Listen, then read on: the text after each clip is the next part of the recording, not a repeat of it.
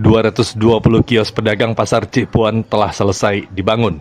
Disperindak Kota Pekanbaru sudah melakukan proses pendataan pedagang untuk mengisi kios yang akan diisi para pedagang. Selayang Kabar.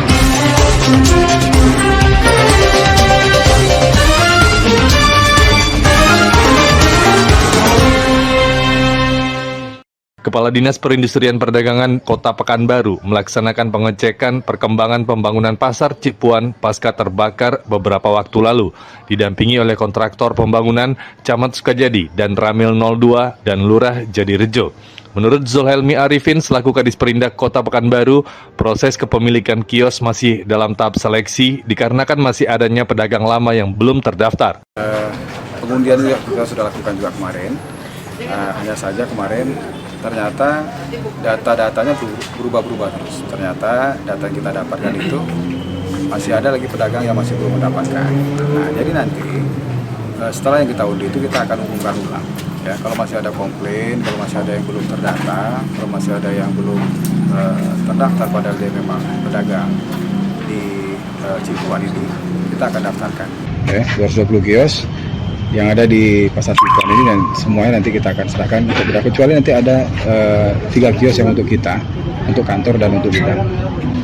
Kita kan tidak tahu sekarang nih mana yang benar-benar gitu, karena kan dulu kan TPS ini mereka tidak lakukan mereka hanya bangun sendiri.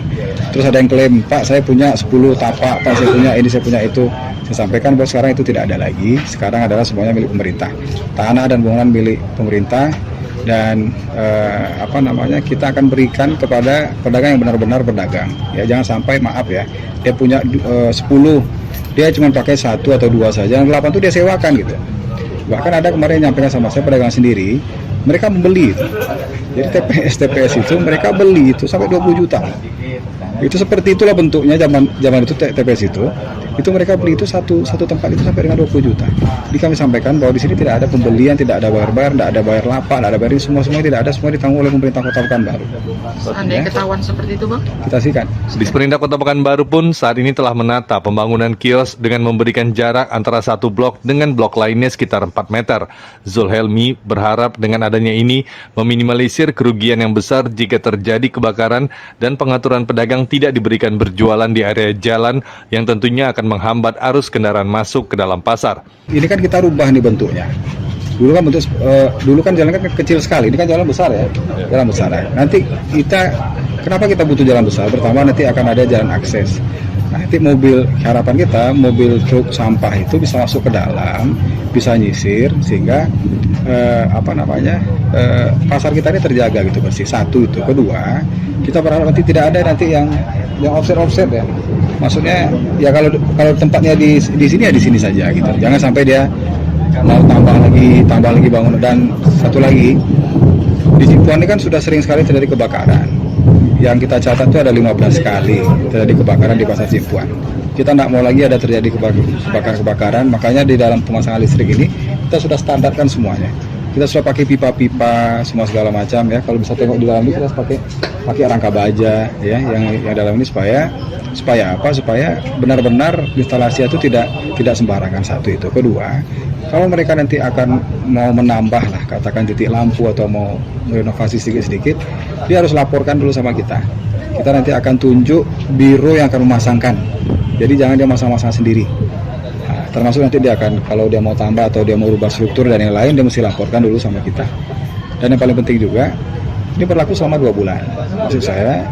Maksud kami selama 2 bulan itu apa? Kalau 2 bulan berturut-turut dia tutup, misalnya kios ini dia tutup gitu, selama 2 bulan berturut-turut, kita akan berikan sama yang lain. Kenapa? Karena banyak sekali orang yang mau.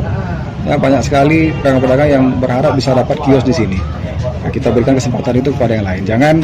Jangan sampai, apalagi maaf kalau dia sempat jual, dia sempat sewa kan, wah itu lebih parah lagi tuh.